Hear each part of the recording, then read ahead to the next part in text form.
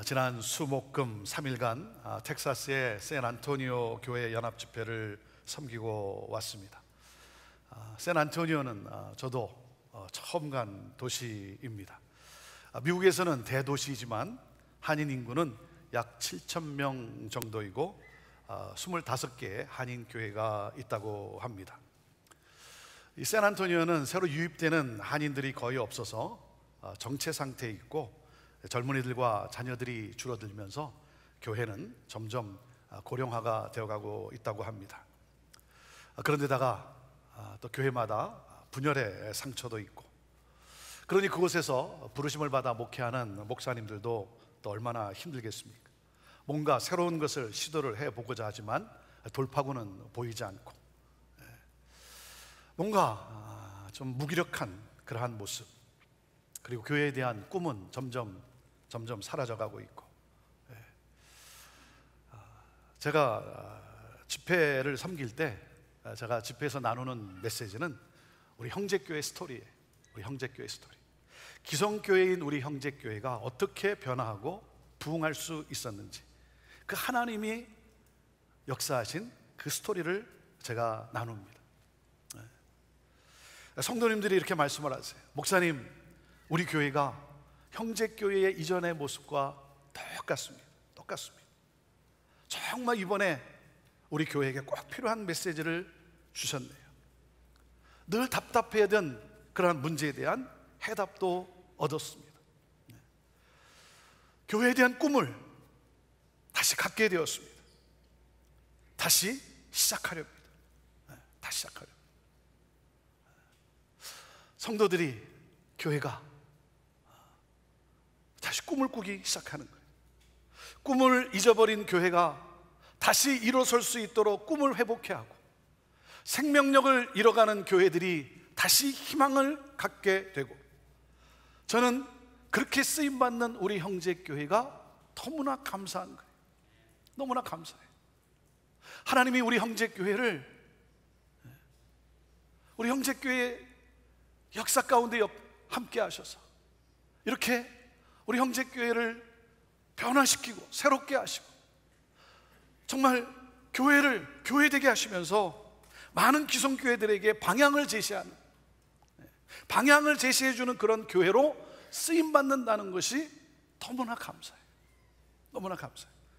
사랑하는 여러분, 꿈을 잊어버린 교회의 꿈을 회복해 하는 그런 희망을 줄 수 있는 그러한 교회,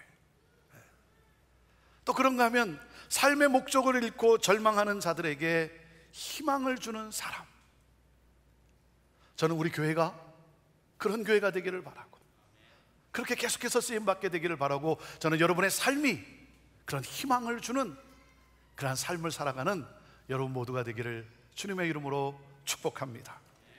인간은 절망할 때 가장 불행한 존재가 되고 맙니다.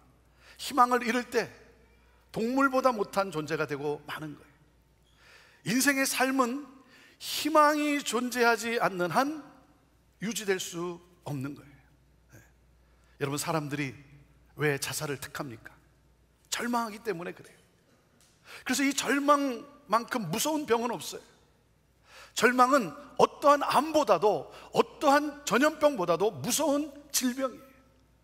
여러분, 그렇기 때문에 절대로 절망해서는 안 됩니다. 희망을 잃어버려서도 안 돼요. 여러분, 믿음이라는 것이 무엇입니까? 우리가 말하는 믿음이라는 게 뭐예요? 여러분, 믿음은 바로 희망이에요. 희망. 굳게 닫힌 이 현실 가운데서도 열린 하늘을 바라보는 것, 그것이 바로 믿음 아니겠습니까? 여러분, 무엇 때문에 힘들어하십니까? 무엇 때문에 힘들어하십니까? 여러분, 절망하지 마시고 하나님을 바라보십시오. 사방이 가로막혔어도 하늘은 뚫려 있어요. 여러분, 하나님이 나와 함께 하심을 여러분 믿으십니까? 창조의 하나님이, 역사를 주관하시는 하나님이, 여러분, 그 하나님이 오늘 내 삶 가운데 함께 하심을 여러분 믿으십니까? 여러분, 그 믿음이 있을 때 우리는 압니다. 하나님께서 이 모든 이 삶의 여러 가지 상황을 하나님께서는 반드시 선으로 인도하실 것을 우리는 알아요. 우리는 믿어요. 그래서 로마서 8장 28절 이 고백을 우리는 하는 거예요. 같이 읽어보시죠. 시작. 우리가 알거니와 하나님을 사랑하는 자, 곧 그의 뜻대로 부르심을 입은 자들에게는 모든 것이 합력하여 선을 이루느니라. 여러분 믿으십니까?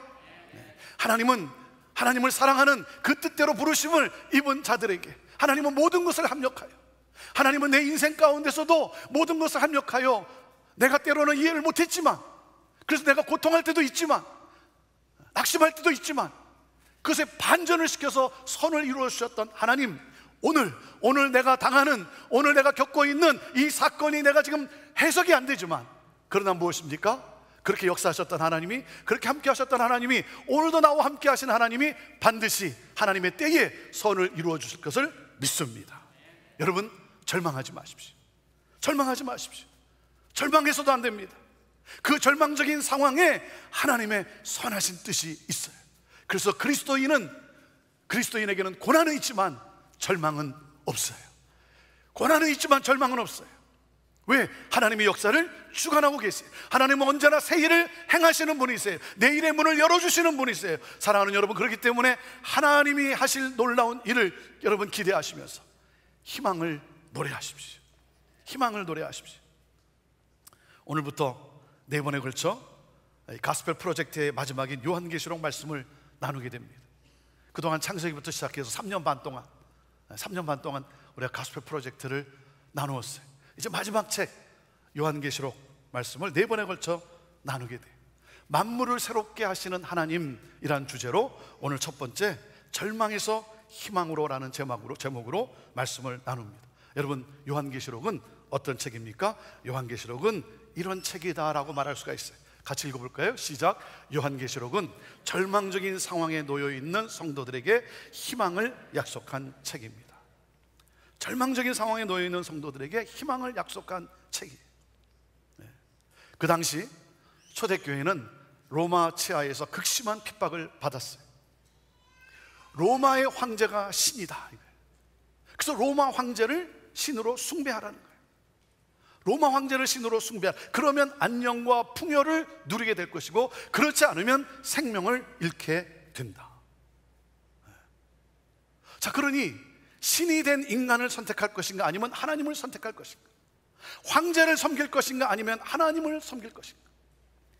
이런 상황에서 많은 그리스도인들이 하나님만이 진정한 왕이시다, 우리는 예수님 한 분으로 충분하다고 고백을 해요.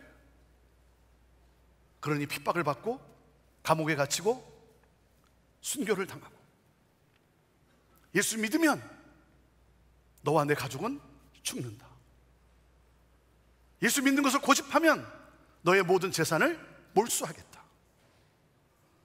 여러분, 이런 핍박에, 여러분은 이런 상황에 놓이면 여러분은 믿음을 지키겠습니까? 어떨 것 같아요? 저는 제가 가만히 생각해 보니까 못 지킬 것 같아요. 베드로랑 똑같을 것 같아요. 예수님을 아는 사람 아니냐, 예수님의 제자 아니냐 라고 할 때 그것을 부인했던, 살기 위해서 부인했던 베드로의 모습, 그게 나 아닐까? 살기 위해서 몸부림치는 그런 나 아닐까? 사도 요한은 핍박으로 인해 반모섬으로 유배를 당합니다. 이 돌섬으로 유배를 당해요. 그런데 거기서 그 참 고통스러운 그 삶의 현장에서 그는 주일에 성령님께 강력히 사로잡혀 처참하고 고통스럽고 험악한 그 유배된, 갇혀있는 그러한 상황 속에서 주의 날에 성령님께 강력히 사로잡혀 뒤에서 나팔 소리 같은 엄청난 소리가 나는데, 그게 1장 1절부터의 내용이에요. 뒤에서 나팔 소리 같은 엄청난 소리가 나는데 놀라서 몸을 돌이켜봤어요. 그 순간 부활하셔서 승천하신 영광의 주님을 보게 되는 거예요. 부활하신, 승천하신 영광의 주님을 보게 되는 거예요. 부활 승천하신 승리의 주님을, 그 주님의 모습을 그가 보게 됩니다. 그러니 박해로 인해서 고난받던 사도 요한에게 여러분 얼마나 큰 위로와 그리고 얼마나 큰 소망이 되었겠어요. 고통 속에서 정말 절망할 수밖에 없는 그 상황 속에서 처참한 상황 속에 놓여 있는데 갑자기 큰 소리 같은 것이 나면서 내가 둘러보니 부활승천하신 영광의 주님의 모습이 내 눈에 들어오는 거예요. 그때 사도 요한이 느낀 게 뭐겠습니까? 우리 주님은 고난 속에 있는 나와 함께 하시는구나, 고난받는 우리와 함께 하시는구나. 그리고 핍박받는 교회 공동체를 위로하시고 소망을 주기 위해 메시지를 전하게 해요. 어떤 메시지겠어요? 너희가 세상에서는 환난을 당하지만 담대하라, 내가 세상을 이기었노라. 너희는 핍박을 뛰어넘어 승리하게 될 것이다. 너희는 영광 중에 거하게 될 것이다. 주님은 여전히 우리와 함께 하시고 우리로 승리하게 하신다는 사실을 보여준 거예요. 여러분, 이것이 요한계시록의 메시지, 이것이 요한계시록의 메시지. 고난받고 있는 나의 삶 속에 주님은 여전히 함께 하시고 나를 보호하시고 붙잡아 주시고 나를 인도하시고 그리고 나로 승리케 하시는 우리 주님. 이것이 요한계시록의 메시지. 그래서 3절에 1장 3절에 이렇게 말씀하시는 거예요. 읽어보시죠. 시작. 이 예언의 말씀을 읽는 자와 듣는 자와 그 가운데서 기록한 것을 지키는 자는 복이 있나니 때가 가까움이라. 환난으로 인해 교회 공동체가 여러분 믿음을 지킨다는 것이 얼마나 힘들겠어요. 얼마나 힘들겠어요. 요한계시록 말씀은요, 고난을 이겨내도록 주신 말씀이에요. 우리 주님은 여전히 교회를 사랑하시고 여전히 교회를 붙들고 계시고 그리고 교회로 승리케 하신다는 거예요. 그래서 핍박을 받는 성도들에게 우리 주님이 이 말씀을 읽게 하라는 거예요. 이 말씀을 읽게 하라. 이 말씀을 읽고 이 말씀을 듣고 이 말씀, 기록된 말씀을 지키는 자에게 뭐가 있다고요? 복이 있다는 거예요. 복이 있다는 거예요. 그래서 이 말씀을 읽으라는 거예요. 사랑하는 여러분, 여러분 고통 가운데 계십니까? 여러분 힘드십니까? 그렇다면 사랑하는 여러분, 요한계시록을 읽으세요. 요한계시록 읽으세요. 여러분, 환난의 때에, 고통의 때에 여러분에게 꼭 필요한 책이 바로 요한계시록이에요. 요한계시록. 왜? 요한계시록은 환난을 당하는 자에게 주님이 함께 하시고 주님이 승리케 하신다라고 하는 그 소망의 메시지를 주신 거예요. 그래서 이 말씀을 읽고 이 말씀을 듣고 이 말씀을 붙잡고 살아가는 자가 여러분 복이 있다는 거예요. 사랑하는 여러분, 요한계시록은 고난의 시대를 살고 있는 그리스도인에게 위로와 소망을 주시기 위해서 주신 말씀이에요.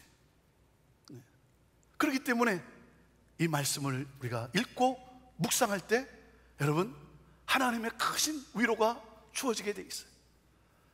하나님의 격려와 그리고 나와 함께 하시는 하나님, 그리고 영광 가운데 나를 지키시며 나를 영광 중에 인도하시는 하나님, 그것이 바로 요한계시록이에요.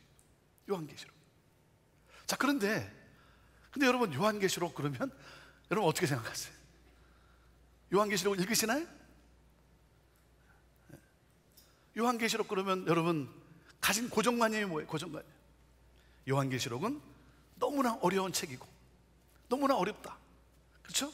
뭐 숫자가 나오고 이상한 환상이 나오고 뭐 비유로 가득하고. 요한계시록은 너무나 어려운 책. 그래서 안 읽어요. 안 읽어요. 이해가 안 된다고 안 읽어요. 그리고 또 한 가지는 뭐냐, 무서운 책으로 생각하는 분들이 많아요. 무서운 책으로. 이상한 상징이나 그런 숫자들이 막 나오니까 뭐 괴물이 나오고 하니까 무서운 책으로 생각하는 분들이 많아요. 그래서 읽으려고 하질 않아요. 여러분 생각해 보세요. 요한계시록이 이상한 상징이나 숫자들을 사용해서 기록된 이유가 뭐겠어요? 그 이유가 뭐겠어요? 자, 요한계시록은 어떤 책이라고 그랬어요? 환난을 당하는, 핍박을 받는 성도들에게 위로와 소망을 주기 위해서 우리 주님이 주신 책이에요. 메시지예요. 자, 그런데 이상한 숫자나 환상과 상징으로 기록되어 있는 이유는 뭐겠습니까? 이 안에 들어있는 메시지의 의미를 핍박하는 로마 사람들이 알지 못하기를 바라는 의도가 있기 때문인 거죠. 여러분, 군대에서 비밀로 해야 할 내용을 통신으로 전할 때 여러분 어떻게 합니까? 암호로 바꾸어서 전하잖아요. 그렇죠? 왜? 왜냐하면 적에게 정보가 알려지면 안 되기 때문에. 그래서 이 암호로 보내지 않습니다. 하지만 수신자는 그 암호가 무슨 뜻인지를 알죠. 그 숫자가, 그 상징이 의미하는 걸 알죠. 마찬가지예요. 이 요한계시록 편지를 받은 소아시아의 7교회는 상징이나 숫자의 비밀을 알아요. 그것을 압니다. 왜? 우리 주님께서 고난당하는, 환난당하는 교회를 위로하고 소망을 주시기 위해서 주신 메시지이기 때문에. 물론 앞으로 일어날 일들, 심판의 때, 재림의 때에 대해서는 이 묵시 또는 예언 그리고 상징으로 묘사했기 때문에 그들도 이 모든 것을 다 정확하게 알 수는 없었겠죠. 그 모든 것을 다 정확하게 알 수는 없었을 거예요. 그러니까 여러분, 어떤 상징은 읽어보면 여러분 이해가 잘 안 되잖아요. 이해가 안 되면 이해가 안 되는 대로 그냥 넘어가세요. 상징을 그냥 상징으로 생각하세요. 어떤 것은 문자는 문자로 또 이해하고. 여러분, 환상이나 이 숫자나 상징을 우리에게 일어나는 이 역사적 사건과 일치시키려고 여러분 너무 애쓰지 마세요. 너무 애쓰지 마세요. 그래서 바코드가 666이다, 뭐 베리칩이 666이다, 여러분 너무 그러지 마세요. 오늘날 이 시대에 일어나는 어떤 역사적 사건을 이 요한계시록의 말씀에 어떻게든지 정확하게 어떻게 일치시켜 보려고 애를 쓰는 분들이 참 많아요. 그래서 아마겟돈 전쟁은 뭐 중동 전쟁이나 제3차 세계대전일 것이다. 여러분, 맞는 부분도 있지만 맞지 않는 부분도 참 많아요. 그래서 요한계시록을 사람들이 어렵게 생각을 하고, 또 그런가 하면 이 그릇된 해석으로 인해서 요한계시록을 잘못 인식해 심판과 재앙의 무서운 책으로. 여러분, 요한계시록 말씀의 포인트가 뭐냐면 이걸 잊지 말아야 돼요. 요한계시록 말씀의 포인트는 미래에 있는 것이 아니라 현재에 있어요. 고난의 때를 살아가는 성도들이 어떻게 살아야 하는가, 지금 고난받는 성도들에게 주님이 주신 메시지예요. 그래서 이 고난의 때에 우리는 어떻게 살아가야 되는가? 여러분, 현재 삶의 포인트가 있어요. 현재 삶. 여러분, 그렇기 때문에 뭐예요? 종말의 때, 종말의 시기, 여러분 그것보다 더 중요한 것이 뭐냐면 종말론적 신앙이 중요한 거예요. 종말론적 신앙. 종말론적 신앙이 뭡니까? 오늘이 마지막일 수 있다라는 생각으로 오늘 믿음의 삶을 살아가는 거예요. 오늘이 마지막일 수 있다, 오늘이 주님이 재림하실 수도 있다라고 하는 여러분 이 생각과 함께 오늘 내가 복음을 전함으로 영혼 구원의 사명을 다하는 삶을 살아가는 거예요. 그래서 뭡니까? 장차 임할 하나님 나라, 장차 우리에게 임할 하나님 나라, 그 천국을 소망하면서, 그 천국을 기대하면서 오늘 우리는 뭐예요? 천국의 삶을 살아감으로, 천국의 삶을 살아감으로 살아가는 여러분 많은 영혼들에게 복음이 증거되어지고, 그러면서 그 영혼들이 구원받게 되는 놀라운 역사. 여러분, 이것이 중요한 거예요. 이것이 중요해요. 근데 우리는 자꾸만 이 종말의 때가 언제인가, 코로나 팬데믹 이것이 말세의 징조인가, 여기에 온통 관심을 둬요. 그래서 또 어떤 사람들은 공포를 조성해. 그래가지고 14만 4천, 우리 말 안 들으면 너는 14만 4천에 못 들어간다. 우리 말을 들어야, 이렇게 해야 너는 14만 4천에 들어갈 수 있다. 그래가지고 잘못된 이단 사상에 빠지게 하고, 가정이 파괴되고, 삶으로부터 도피하게 하고. 여러분, 종말의 때에 대해서 알려고 너무 애를 쓰지 마세요. 여러분, 사도행전 1장에서 보면 예수님께서 제자들에게 이렇게 말씀하잖아요. 너희는 몇 날이 못 돼서 아버지께서 약속하신 성령을 너희가 받게 될 것이다 라고 하니까 제자들이 무슨 질문을 해요? 주께서 이스라엘 나라를 회복하심이 이때니까. 때에 관심이 많아요. 이게 종말의 때냐 이거죠. 그래서 주님이 어떻게 말씀을 하세요?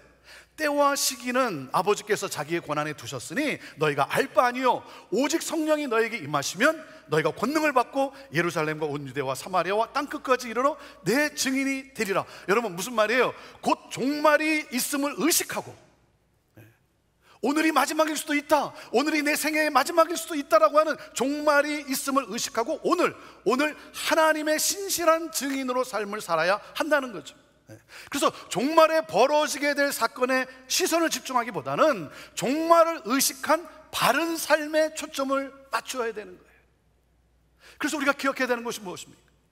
이 종말이 누구의 손안에 있는가? 이걸 분명히 알아야죠. 누가 이 역사를 다스리고 있는가? 코로나 팬데믹을 누가 통치하고 계시는가? 사랑하는 여러분, 하나님이 통치하고 계세요. 하나님은 역사를 주관하고 계세요. 여러분, 그 하나님을 바라보면서 종말의 사건을 두려워하는 것이 아니라, 세상을 두려워하는 것이 아니라 소망을 가지고 살아가야 된다는 거예요. 소망을 가지고. 오늘이 마지막일 수도 있다, 오늘 예수님이 재림하실 수 있다라고 하는 생각과 함께 오늘 나는 뭐예요? 하나님의 신실한 종으로 살아가므로. 이거예요, 이거. 그래서 미래에 초점을 둔 것이 아니라 현재의 삶에 초점을 둔 거예요. 주님이 우리와 함께 하신다. 그 주님이 우리를 승리케 하신다. 그리고 마침내 교회는 승리하게 되고 새하늘과 새 땅, 그 하나님의 영원한 나라에 입성하게 된다. 이게 메시지예요. 자, 그래서 오늘 우리에게 주시는 구체적인 메시지가 무엇이겠습니까? 첫째, 예수님이 함께 하시기에 고난은 있지만 절망은 없다는 거예요. 같이 읽어보시죠. 첫째, 시작. 예수님이 함께 하시기에 고난은 있지만 절망은 없습니다. 자, 1절 말씀, 계시록 1장 1절 말씀 읽습니다. 시작. 예수 그리스도의 계시라. 이는 하나님이 그에게 주사 반드시 속히 일어날 일들을 그 종들에게 보이시려고 그의 천사를 그 종 요한에게 보내어 알게 하신 것이라. 여러분, 고난당하는 성도들이 가진 질문이 뭐겠어요? 여러분이 고난을 당할 때, 뜻하지 않는 어떤 사건을 겪을 때 여러분이 가진 질문이 뭐겠어요? 지금 주님은 무엇을 하고 계시는가? 아니, 속히 온다고 했는데 왜 속히 오시지 않는가?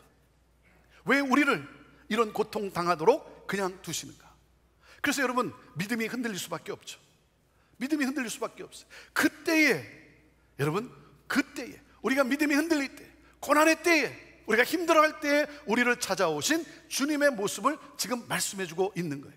사랑하는 여러분, 요한을 찾아오신 그 예수님이 오늘 여러분과 함께 하십니다. 그 메시지를 주고 있는 거예요. 핍박 가운데 있는 그 요한, 그 요한을 찾아오신 예수님이 오늘 나를 찾아오셨다. 그리고 말씀하세요. 너희는 결코 고난 가운데 버려진 자들이 아니다. 너희는 내 눈에 넣어도 아프지 않은 존재야. 예수 그리스도의 핏값을 지불하고 구속한 존재야. 너희는 나는 너희를 결코 버리지 않는다. 요한을 찾아오신 주님은 고난 가운데 있는 나를 찾아오신다는 거예요.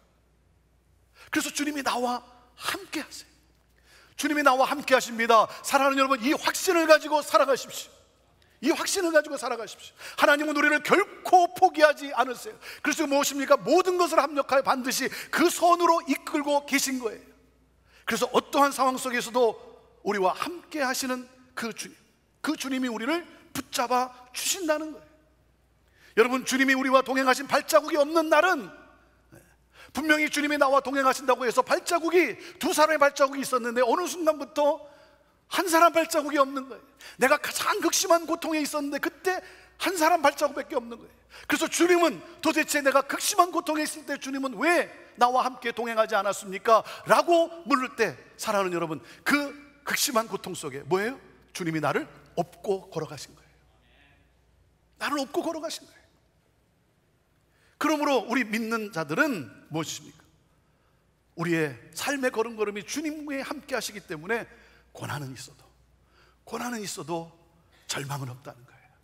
절망은 없다는 거예요. 왜? 그 주님이 나와 함께 하시기 때문에.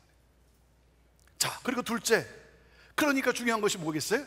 그 주님이 누구신가를 아는 것이, 분명히 아는 것이 너무나 중요하죠. 예수님이 누구신가 분명히 아는 것이 중요하죠.